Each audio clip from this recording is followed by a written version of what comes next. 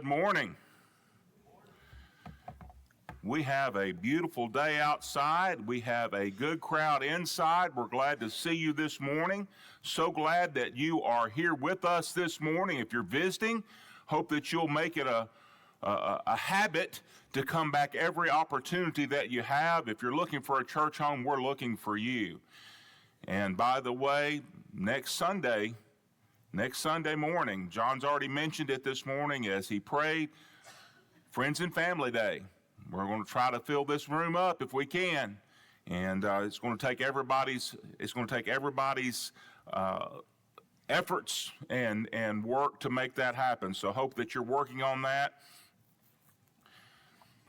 You know, when we look in the book of Hebrews in the 11th chapter, we're told that those heroes of faith that were there, that they were pilgrims who plainly declared that they were looking for a city. They recognized that they were not of this world, not that they were residents of this world, but that was not their home. In the days of Isaiah, which was about 700 years before the time of Jesus, the kingdom of Judah was facing perilous times. Assyria was advancing from the north. It was conquering kingdom after kingdom, and it was assimilating it into its empire.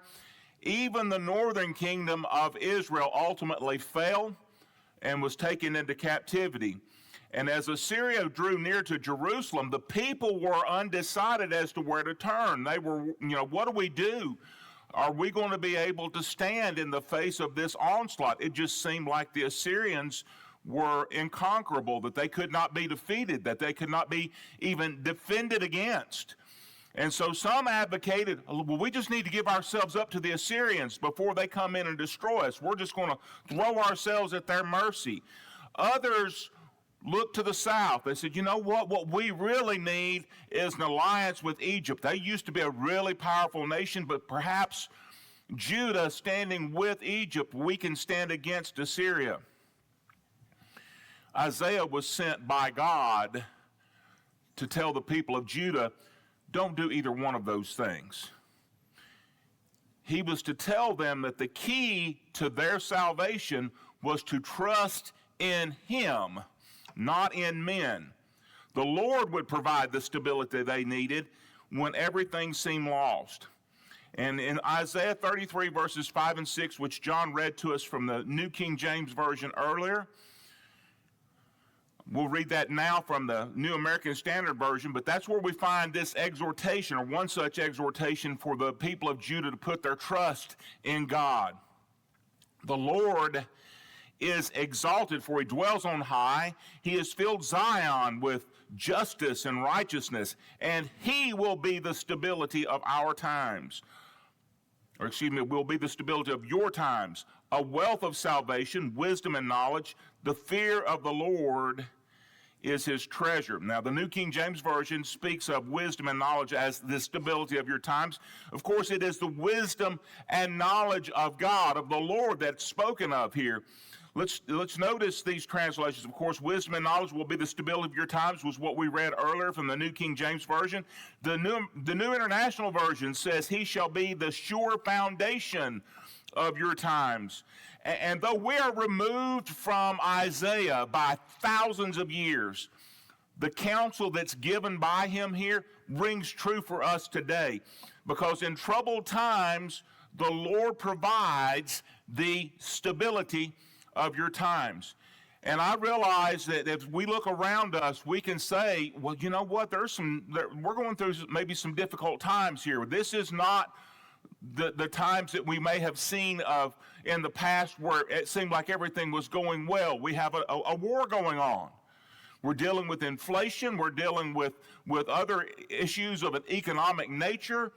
And our country is divided. The same counsel that was given to Isaiah matters to us today.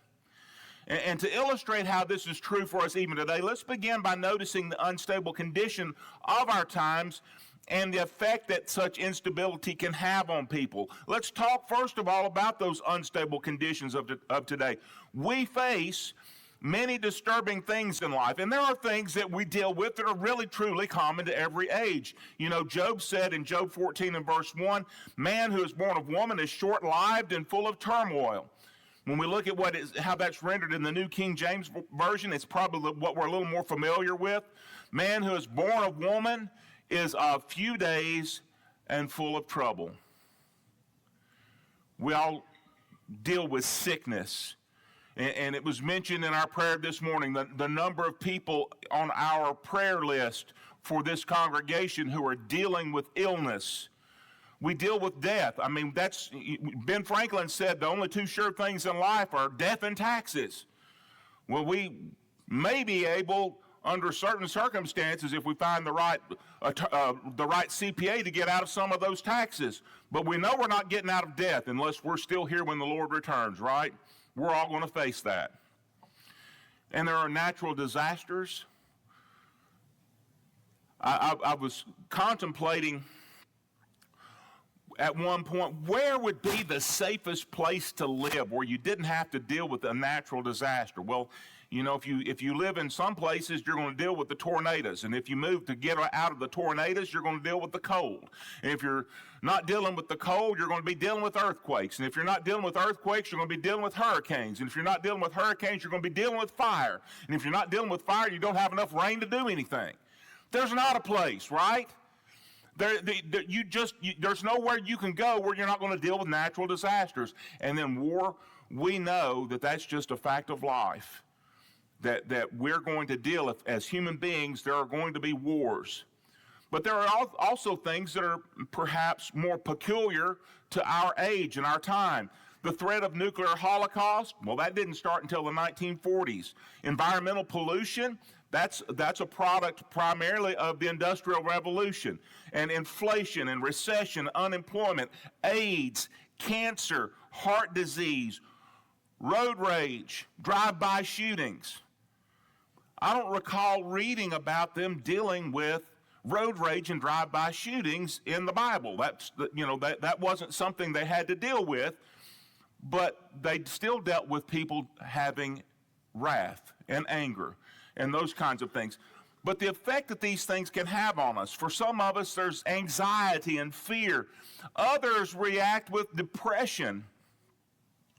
Michelle and I were sitting talking to my son last night, and he and I were talking about both. He served in the Navy, I served in the Marine Corps, and we were talking about the nature of how the way you live in the military or in the Navy, how those kinds of things affect your mental well-being, because it seems like you're always dealing with some sort of crisis and thing that's not as it ought to be. And so our age has sometimes been called the age of anxiety or the age of neuroses.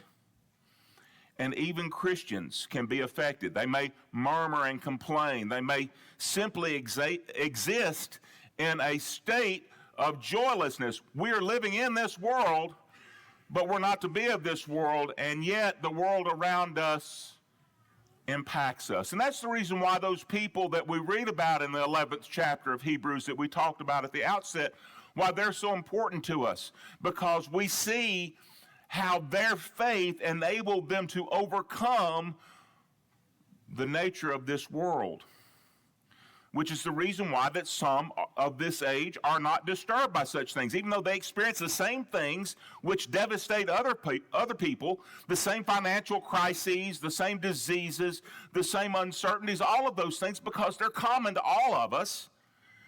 Somehow, some folks manage to still find cause for great joy and stability in their lives. And why is that? Why is there such a different reaction to that? Well, for some, there is this source of strength that they may have found that others haven't. And I believe that that's true. I believe that there is that source. It's the Lord that provides that stability for troubled and unsure times. And from our text this morning, Isaiah 33, verses 5 and 6, we learn how the Lord provides that stability.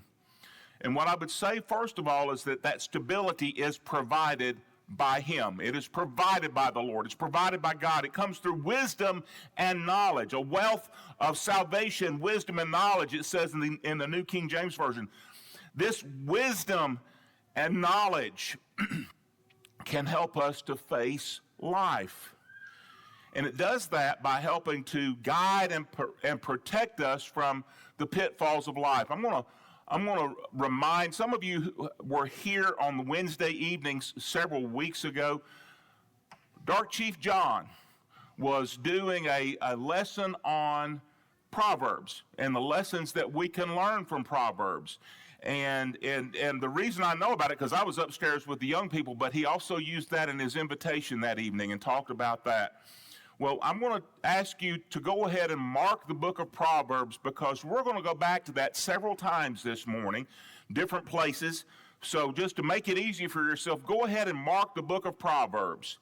And then turn to the second chapter of Proverbs. This reading that we're going to have now is a little bit lengthy, but I want to go ahead and have us kind of anchored there. Proverbs chapter 2, we're going to begin reading in verse 6. Proverbs chapter 2, beginning in verse 6. For the Lord gives wisdom. From his mouth come knowledge and understanding. He stores up sound wisdom for the upright.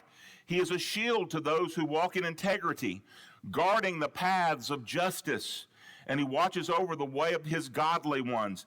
Then you will discern righteousness, justice, and integrity in every good path. For wisdom will enter your heart, and knowledge will be delightful to your soul. Discretion will watch over you. Understanding will guard you, to rescue you from the way of evil, from a person who speaks perverse things, from those who leave the paths of uprightness to walk in the ways of darkness, who delight in doing evil and rejoice in the perversity of evil, whose paths are crooked and who are devious in their ways, to rescue you from the strange woman, from the foreign woman who flatters with her words, who leaves the companion of her youth and forgets the covenant of her God. For her house sinks down to death, and her tracks lead to the dead. None who go to her return, nor do they reach the paths of life. So you will walk in the way of good people and keep the paths of the righteous. For the upright will live in the land, and the blameless will remain in it. But the wicked will be eliminated from the land, and the treacherous will be torn away from it.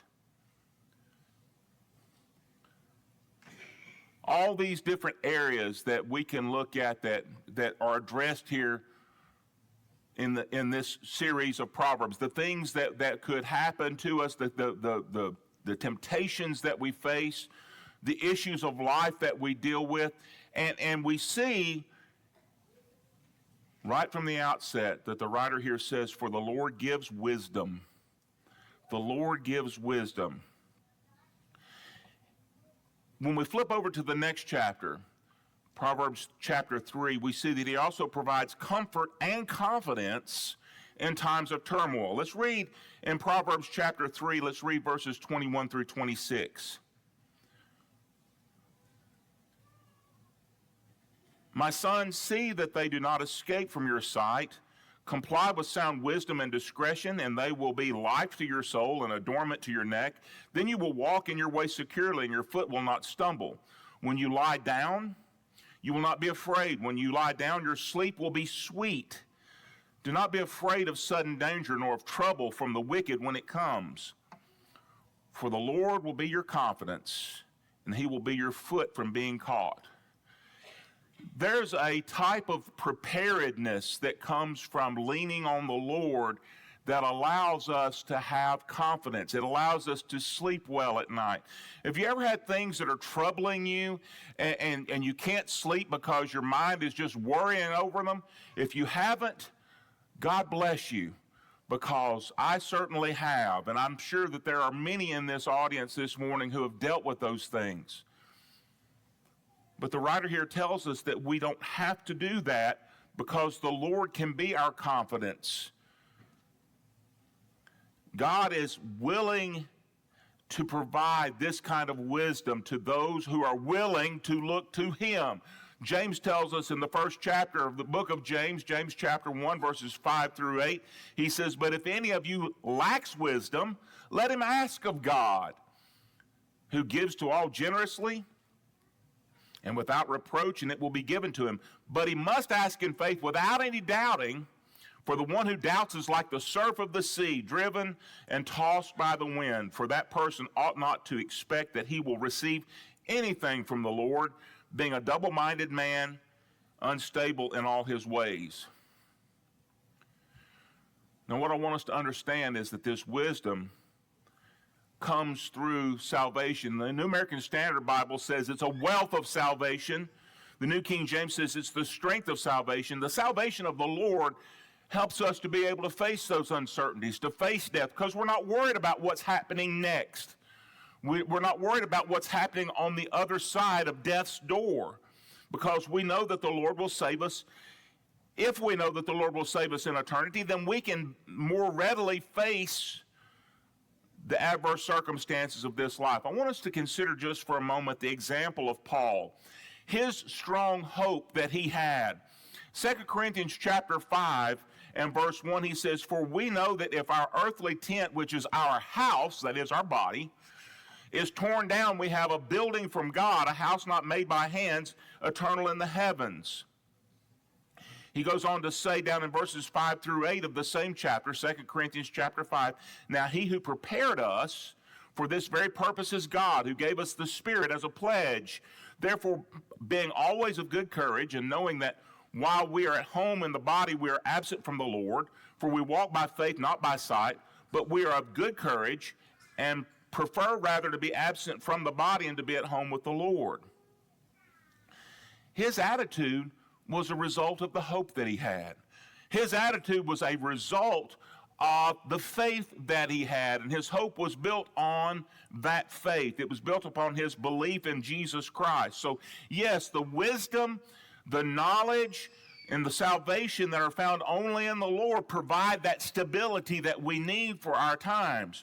Wisdom and knowledge providing stability in facing life and being able to deal with those issues of life. The stability to be able to look death in the face and know that we don't have to be afraid of it. Together, they provide us great wealth, a rich store. But what is the key to this treasure of wisdom, of this knowledge, this salvation from the Lord, which is the stability of your times that Isaiah calls the stability of your times in our text? We find that the key to this stability is the fear of the Lord.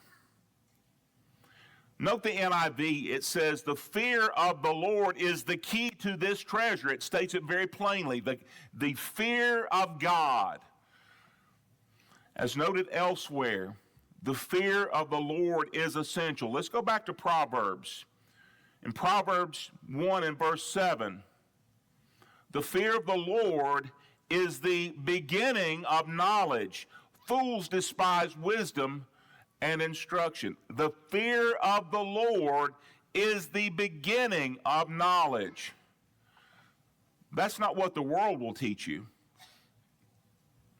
which is the reason why so many in the world are afraid, why they are miserable. Going over to the 9th chapter of Proverbs, Proverbs 9 and verse 10, the writer says, "The fear of the Lord is the beginning of wisdom, and the knowledge of the Holy One is understanding." The way I would describe and understand the distinction between knowledge and wisdom. Knowledge is the accumulation of facts. Wisdom is the ability to judiciously use those facts. And what we see here from the writer of Proverbs, from Solomon, we see that both knowledge and wisdom find their root, their genesis, in the fear of the Lord.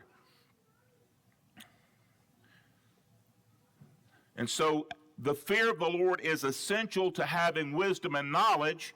it's also essential to having or receiving salvation, because it is necessary in order to be able to be accepted by God. In Acts chapter 10, the 10th chapter of the book of Acts, where we see the account of Cornelius, the conversion of Cornelius, beginning in verse 34, it says, opening his mouth, Peter said, I most certainly understand now that God is not one to show partiality, but in every nation, the one who fears him and does what is right is acceptable to him. The one who fears him and does what is right is acceptable to him. And that was the message of salvation that was given to those who have it. And Acts 13:26, it says, brothers, sons of Abraham's family, and those among you who fear God, to us the message of this salvation has been sent. Now here's what I want us to also understand. It's necessary for salvation. It's also necessary for spiritual growth.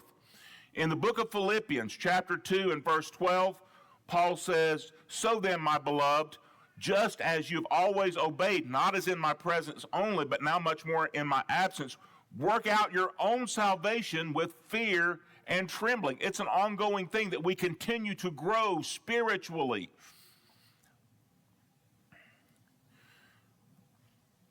Some things I'd like to share with you as we're closing down. Why the fear of the Lord is necessary. First of all, I would note Proverbs 16 and verse 6, we're going back to Proverbs again, that by the fear of the Lord one departs from evil. Proverbs 16 and verse 6 says, by mercy and truth atonement is made for wrongdoing, and by the fear of the Lord one keeps away from evil. A reverence for God and his righteous judgments is an effective motivation. By departing from evil, we turn to God. There are only two options. We either follow evil or we follow God. And so when we turn from evil, there's nowhere else to turn but then to God. That requires a conscious choice on our part. Proverbs 14 and verse 26. Proverbs 14 and verse 26, turn back over a page or two. In the fear of the Lord there is strong confidence, and his children will have refuge. When we turn to God, the fear of the Lord becomes the source of great blessings. And what we see then in the very next verse is the fear of the Lord is a fountain of life by which one may avoid the snares of death. So, in summary, those who lack stability in troubled times lack that stability because they also lack the wisdom, knowledge, and salvation of the Lord. They lack these things because they don't have the fear of the Lord. A proper fear of the Lord will prompt them to turn from evil and turn to God, where they'll find knowledge, and they'll find wisdom, and they'll find salvation, which in turn provides that stability that Isaiah speaks of, the stability of your times. Ultimately, Solomon captures the essence of our study with his statement at the very end of the book of Ecclesiastes, Ecclesiastes chapter 12, verses 13 and 14.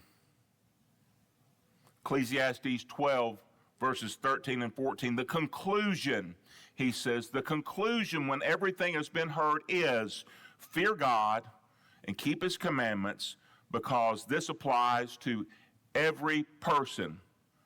King James Version says this is the whole duty of man. For God will bring every act to judgment, everything which is hidden, whether it is good or evil. Fear God and keep his commandments, for this is man's all, for this is the whole duty of man. That's how we attain the stability for our times. This morning we've talked about the stability of our times.